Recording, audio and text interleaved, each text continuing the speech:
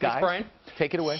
did the news of David Petraeus' affair really shock the White House, or did they know it was coming? Many on Capitol Hill find the timing of his resignation too hard to believe. Joining us now is Fox News Channel's senior judicial analyst, Judge Andrew Napolitano. He's also the author of a new book, Theodore and Woodrow, we talked about the other day. But you've also written now on FoxNews.com your analysis of what you entitle silencing General Petraeus. Somebody obviously wanted to silence General Petraeus. Somebody wanted to get him out of the job for a private personal behavior that has never dislodged high-ranking governmental officials in the past. I mean, we've had a slew of presidents from FDR to Clinton, not all of them, but many of them, who had dalliances with women to whom they weren't married, and they had forgiving spouses like General Petraeus does, and they survived.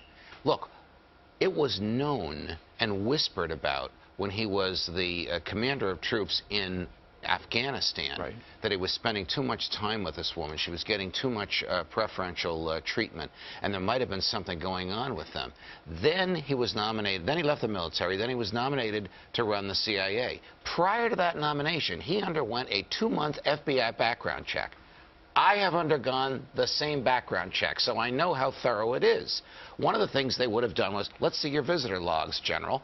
Let's see everybody that visited you in the time that you were commander in Afghanistan. Let's interview all of those people. Let's talk to everybody around you. Let's find out what they're whispering about you. Then they would have reported this to the president. Then it would have been reported to the Senate Intelligence Committee before he was nominated and before he was confirmed. It is utter nonsense that the president didn't know about this until 5 p.m. on election day. So, Judge, who was out to silence David Petraeus? Well, either it was the White House itself, because it didn't want him to say what he knows, because it would contradict what he told the Senate and House Intelligence Committees on September 14th, or it was members of the intelligence community itself who have not been unknown to do things like this when they believe that their leader is not fulfilling the mission as they think it should be. So you would have to make the leap of faith that they were investigating Petraeus for the last 6 months.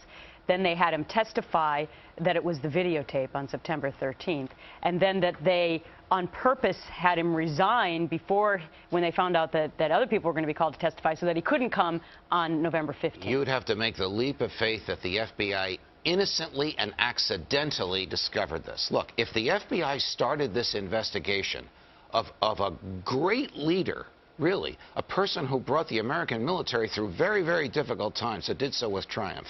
If you were going to start an investigation of him because one FBI agent wants to vindicate an objection that his female friend has, no evidence of crime, no evidence of the national security. You got an email from somebody that's vying with the general for your affection, so I'll start an FBI investigation of it. That's an improper basis to start this investigation, and so everything the investigation uncovered is inappropriately done.